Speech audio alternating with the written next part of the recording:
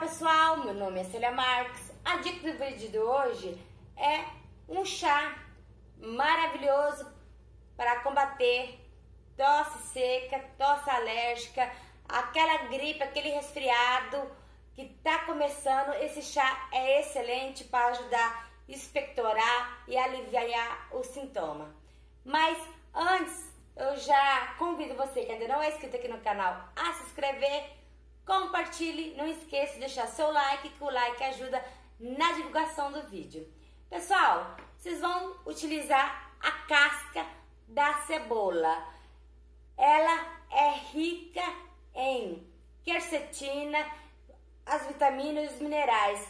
Na casca da cebola está concentrada todos esses minerais maravilhosos e esse antioxidante poderoso. Como é que eu faço?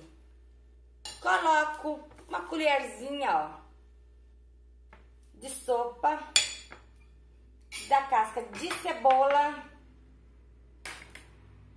um dentinho de alho, que é excelente para combater gripes e resfriado.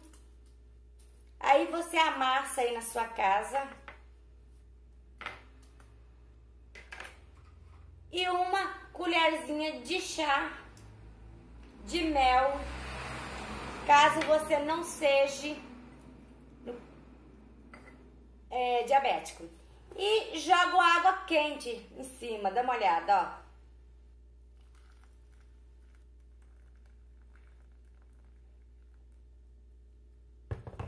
Muito simples e fácil.